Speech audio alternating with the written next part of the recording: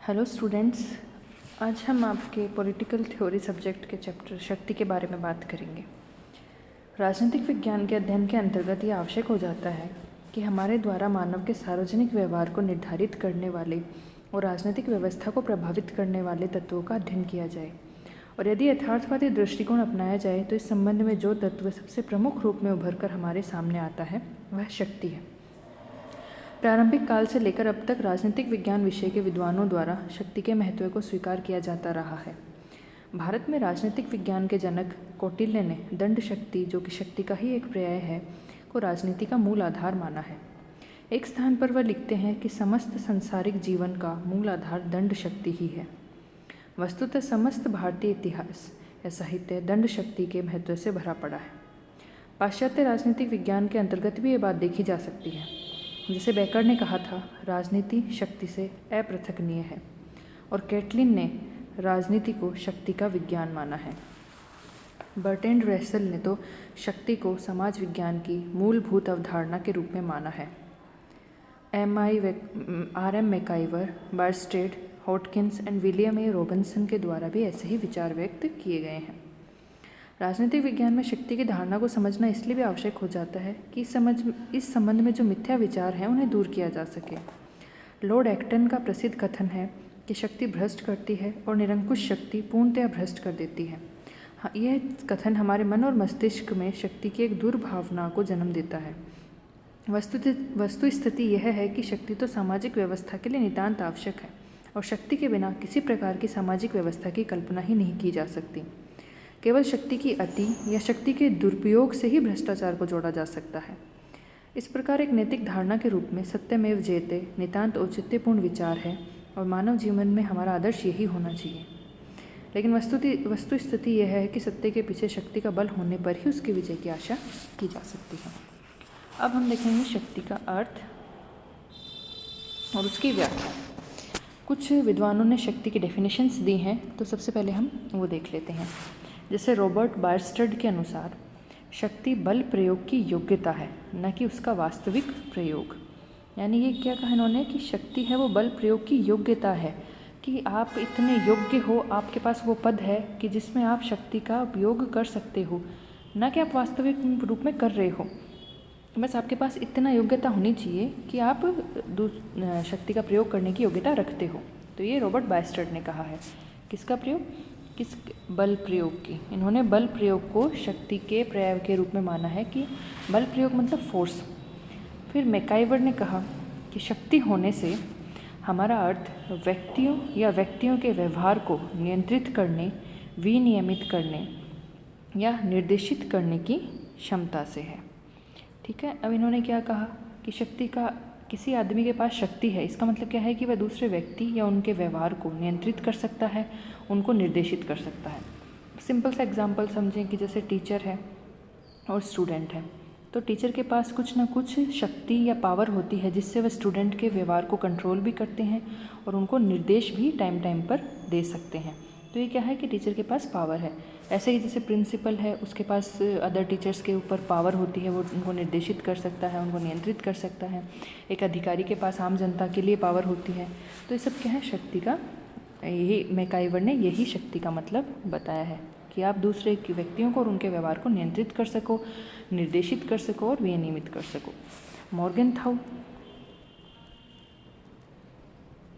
मॉर्गनथाउ ने कहा है कि शक्ति का प्रयोग करने वालों और उनके बीच जिस पर इसे प्रयोग किया जा रहा है एक मनोवैज्ञानिक संबंध होता है।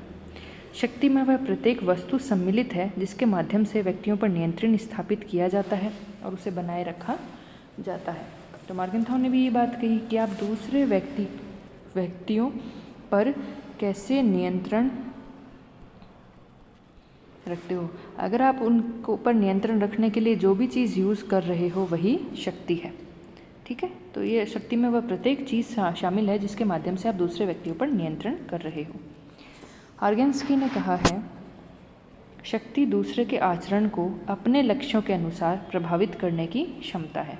यानी दूसरों का आचरण आप इस तरह से प्रभावित करो कि आपके लक्ष्यों को पूरा करें। लासवेल, केपलान और हर्बर्ट साइमन ने, जिन्होंने लासवेल,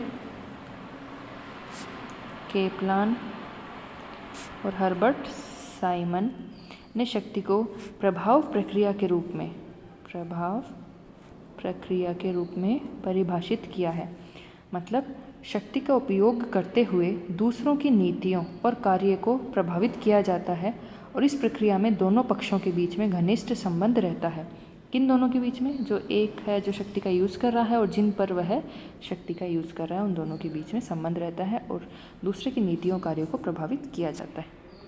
रॉबर्ट ए डेल ने कहा, शक्ति लोगों के पारस्परिक संबंधों की एक ऐसी विशेष स्थिति का नाम है जिसके अंतर्गत एक पक्ष द्वारा दूसरे पक्ष को प्रभावित कर उससे कुछ ऐसे कार्य कराए जाते हैं जो उसके द्वारा अन्यथा न किए जाते। सिंपल सी बात है। तो डेल ने क्या कहा कि शक्ति है वो जैसे दो लोगों में ऐसा संबंध है कि ये जो व्यक्ति है जो पावरफुल है, जो जिसके पास पावर है, वो दूसरे व्यक्ति से ऐसे काम करवा लेगा जो दूसरा व्यक्ति वरना नहीं करता।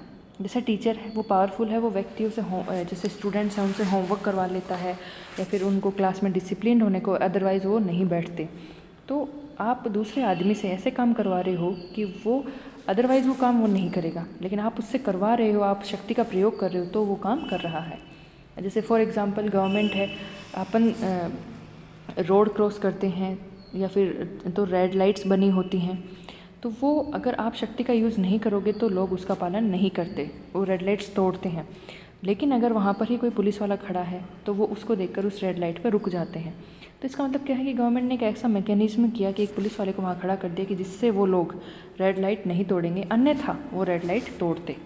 तो यही डेल ने कहा है कि आप एक व्यक्ति से ऐसे काम करवा लो, अन्यथा वो नहीं करता, तो उसको प्रभावित करके ऐसे काम करवा लेना ही शक्ति का नाम है। ठीक है। अब लासवेल और केपलान की जो मैंने बताई थी कि प्रभाव प्रक्रिया को शक्ति बोलते हैं, यानी दूसरों को प्रभावित करना, उनकी नीति और कार्यों को प्रभावित करना। तो लासवेल और केपलान की धारणाओं के अंतर्गत शक्ति को प्रभाव का पर्यायवाची माना गया है। कुछ परिस्थितियों में यह सत्य होता है, लेकिन सभी परिस्थितियों में नहीं। शक्ति और प्रभाव एक ही व्यक्ति में पाए जा सकते हैं और अलग अलग व्यक्तियों में भी स्थिर हो सकते हैं। जैसे हिटलर और चंगेज़ खां थे, वे केवल शक्ति के प्रतीक थे, लेकिन नेपोलियन और लिंकन आदि में शक्ति और प्रभाव दोनों के दर्शन किए जा सकते हैं।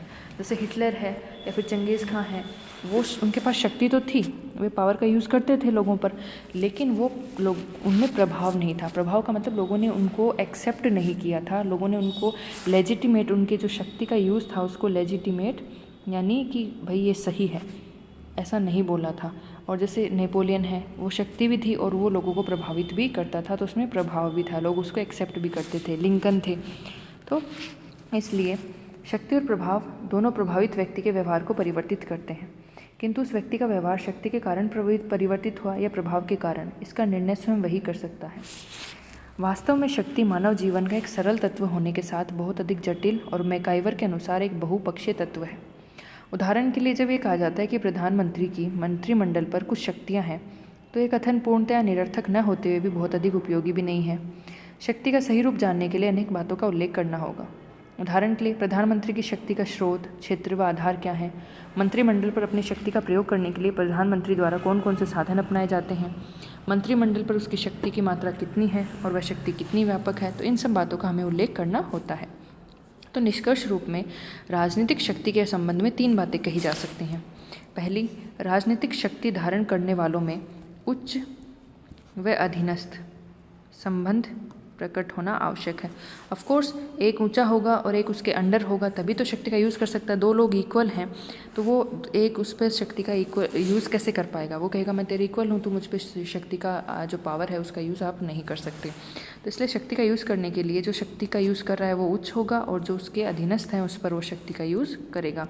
कॉमन सेंस की बात है, इसमें कोई ज़्यादा समझाने वाली बात नहीं है कि भाई एक उच्च होगा एक उसके अधीनस्थ होगा, तभी तो वो अब दोनों इक्वल हो जाएं। फॉर एग्जांपल टीचर और स्टूडेंट को इक्वल कर दिया जाए तो स्टूडेंट्स टीचर की बात नहीं मानेंगे। ऐसे प्रिंसिपल और प्रोफेसर्स को इक्वल कर दिया जाए तो प्रोफेसर्स प्रिंसिपल की बात हो सकता है ना भी माने कि भाई हम तो इक्वल हैं, आप हमें ऑर्डर कैसे दे सकते हो। तो इसलिए उच्च और अधीनस्थ का संबंध होना ज़रूरी है। द्वितीय, राजनीतिक शक्ति का प्रयोग अंतर्गोत्वा सामान्य जनता पर होता है और उसे सत्ता का प्रयोग करने वालों की बात माननी होती है। सत्ता में जो है वो शक्ति का प्रयोग कर रहा है और ये शक्ति का प्रयोग जनरली किस पे होता है? ऑफ कोर्स सामान्य जनता पर होता है और जनता को उनकी बात माननी पड़ती है। तीसरी, राजनीतिक शक्ति मनोवैज्ञानिक संबंध प्रकट करती है, न कि भौतिक संबंध।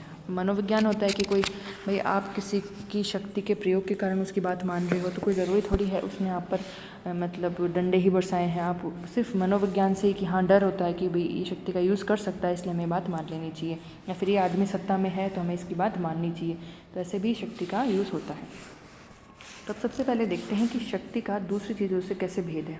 शक्ति का बल, प्रभाव और सत्ता से क्या भेद है। सबसे पहले देखते हैं शक्ति व बल, यानी पावर और फोर्स में क्या डिफरेंस है।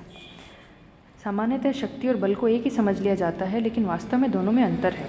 शक्ति बल का पर्याय नहीं है, क्योंकि शक्ति है वो प्रच्छन्न बल है और बल है वो प्रकट शक्ति है। ये क्या है? प्रकट शक्ति, यानी शक्ति में बल छुपा रहता है। फॉर एग्ज़ाम्पल, एक आदमी एक जैसे किसी पद पर है, जैसे पुलिस वाला है, उसको ट्रैफिक लाइट के पास खड़ा कर रखा है कि यहाँ से अगर कोई रेड लाइट तोड़ता है तो वो यूज़ कर सकता है, तो उसके पास पावर है, पावर में ही उसका बल छुपा हुआ होता है। लेकिन अब वो उस शक्ति का प्रकट प्रयोग करने लग जाए कि भाई लोगों को रोक रहा है उन पे, या फिर जैसे कोरोना में देखा था कि पुलिस वाले डंडे बरसा रहे हैं, तो वो बल का यूज़ कर रहे थे। उनके पास शक्ति पहले भी थी पुलिस वालों के पास कि आप कोरोना में कोई बाहर निकलेगा तो आप उनको रोक सकते हो, लेकिन लोग अगर नहीं माने तो उन्होंने डंडे भी बरसाए, उनके वीडियोज़ भी बनाए, उनके मतलब कैसे भी करके उनको पनिशमेंट दी।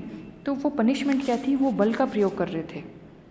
समझ में आई बात कि जब तक वो बल का प्रयोग नहीं कर रहे थे उनके पास शक्ति तो तब भी थी। ऐसा नहीं था कि जब तक उन्होंने डंडे नहीं बरसाए वो किसी को कुछ नहीं कह सकते थे, या फिर उनके पास पावर्स नहीं थी। पावर्स तो तब भी दे रखी थी गवर्नमेंट ने कि आपको कोरोना में किसी को बाहर नहीं निकलने देना, लेकिन वही सोचे कि लोग मान ही जाएंगे। लेकिन जब लोग नहीं माने तो उन्होंने डंडे बरसाने शुरू कर दिए। तो जब उन्होंने डंडे बरसा रहे थे तो वो बल का प्रयोग कर रहे थे, यानी वो शक्ति है वो प्रकट होकर सामने आ गई थी कि भाई वो शक्ति का यूज़ कर रहे हैं, वो दिख रहा है। और उससे पहले शक्ति का यूज़ करते हुए वो नहीं दिख रहे थे, वो अपनी बातें ऐसी कि लोग ऐसे ही मान जाएंगे। तो शक्ति में हमेशा बल छुपा होता है, क्योंकि शक्ति बिना बल के तो कोई आप यूज़ ही नहीं कर सकते। अगर आपके पास कोई बल की मतलब कुछ आपके पास पावर्स होंगी तभी तो आप शक्ति का ढंग से यूज़ कर पाओगे। तो बल तो क्या है कि जब शक्ति प्रकट हो जाए, दिखने लग जाए कि आप बल का प्रयोग कर रहे हो। बल मतलब यहाँ जैसे फोर्स का प्रयोग कर रहे हो आप, और शक्ति में बल हमेशा छुपा रहता है। शक्ति की पृष्ठभूमि में बल रह सकता है, लेकिन वह बिल्कुल अलग है। शक्ति अप्रकट तत्व है, बल है वो प्रकट तत्व है। बल का अर्थ है शास्त्रियों की प्रयुक्ति या प्रतिबंधों की व्यवस्था, जिसमें साधारण जुर्माने से लेकर प्राणदंड तक शामिल है। इस दृष्टि से शक्ति एक मनोभाव अथवा पूर्ण क्षमता है जो बल को संभव बनाती है। समझ आए? बल का मतलब आप फोर्स का यूज़ कर रहे हो, आप अपनी पनिशमेंट दिखा रहे हो, जैसे कि आप जुर्माना दे रहे हो या प्राण दंड दे रहे हो, या फिर किसी को आप जैसे मैंने अभी एग्जाम्पल बताया डंडे बरसा रहे हो, तो आप सभी क्या कर रहे हो? बल का यूज़ कर रहे हो। रॉबर्ट बायस्टर्ड के अनुसार शक्ति बल प्रयोग की योग्यता है, न कि उसका वास्तविक प्रयोग। वास्तव में बल शक्ति का एक रूप है, लेकिन बल ही शक्ति नहीं है। बायस्टर्ड ने शक्ति के 3 रूप बताए हैं: बल, प्रभाव तथा प्रभुत्व। बल शक्ति के दामन में उसी प्रकार रहता है जैसे बादल में बिजली रहती है। जब बल अमर्यादित या लक्ष्यहीन हो जाता है तो उसे दमन कहा जाता है।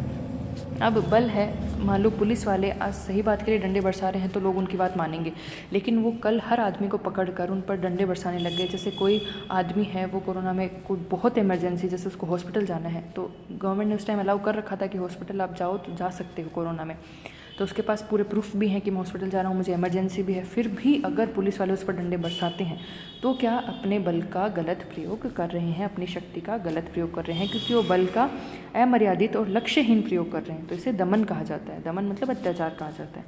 स्वीकृत, सीमित और नियंत्रित बल को शास्त्रीय कहा जाता है, यानी सैंक्शंस। इस प्रकार शक्ति बल की तुलना में एक व्यापक तत्व है। बल तो सिर्फ वही है जो आप जिस टाइम आप प्रतिबंध लगा रहे हो या जुर्माना लगा रहे हो, प्राणदंड, लेकिन शक्ति के अंदर ही बल रहता है। अब देखते हैं राजनीतिक शक्ति व सैनिक शक्ति में क्या अंतर है। राजनीतिक शक्ति और सैनिक शक्ति दोनों व्यापक दृष्टिकोण से ही शक्ति के प्रकार हैं, लेकिन एक ही नहीं समझा जाना चाहिए इनको। राजनीतिक शक्ति है वो एक जटिल शब्द है जिसमें सदैव ही शक्ति के अन्य रूप भी सम्मिलित होते हैं, जैसे धन, शस्त्र सामग्री, नागरिक सत्ता, मत पर प्रभाव आदि। सैनिक शक्ति एक स्पष्ट तत्व है जो सैन्य बल पर आधारित होता है। राजनीति में सैनिक शक्ति का स्थान अत्यंत गौण रहता है, क्योंकि शक्ति वास्तविक बल प्रयोग नहीं बल्कि बल प्रयोग की क्षमता है। मार्गेंथाउ ने राजनीतिक शक्ति को मनोवैज्ञानिक शक्ति माना है, जिसके अनुसार मनुष्य दूसरे मनुष्य की क्रियाओं और मस्तिष्क पर नियंत्रण रखता है। सैनिक शक्ति दमन का वास्तविक प्रयोग है। जब हिंसा या दमन का वास्तविक प्रयोग किया जाता है तो उसका अर्थ है कि सैनिक या अर्धसैनिक शक्ति के पक्ष में राजनीतिक शक्ति ने अधित्याग कर दिया है, किंतु डायक सैनिक शक्ति को भी राजनीतिक शक्ति के अंतर्गत रखे जाने के पक्ष में है। उसके अनुसार संघर्ष राजनीति का मूल सार है, चाहे वह शब्दों द्वारा चाहे हिंसा द्वारा किया जाए। इस दृष्टि से सैनिक शक्ति को राजनीतिक शक्ति का एक उपविभाग समझा जाना चाहिए। फिर भी सैनिक शक्ति राजनीतिक शक्ति की पृष्ठभूमि में ही रहती है। अब फॉर एग्जांपल हमारे जो प्रधानमंत्री वगैरह हैं, इन सब के पास क्या है? राजनीतिक शक्ति है, और इसी के अंडर आते हैं थल सेना, जल सेना, वायु सेना। तो ये क्या है? हमारे भारत की सैनिक शक्ति है। लेकिन सैनिक शक्ति राजनीतिक शक्ति से ऊपर नहीं है, उनका कंट्रोल राजनीतिक शक्ति के हाथ में ही होता है। तो यानी सैनिक शक्ति राजनीतिक शक्ति का एक भाग है। तो ये तो बल का प्रकट प्रयोग करते हैं, और राजनीतिक शक्ति है थोड़ा जटिल है शब्द है, जैसे इसमें मत का प्रयोग, नागरिक सत्ता, धन, शस्त्र सामग्री सब चीज़ें आती हैं। और सैनिक शक्ति है, जैसे मैंने अभी बताया, वो राजनीतिक शक्ति का एक भाग मात्र है। तो अगले लेक्चर में हम देखेंगे शक्ति व प्रभाव के बीच में और शक्ति व सत्ता के बीच में क्या डिफरेंस है और क्या समानताएं हैं।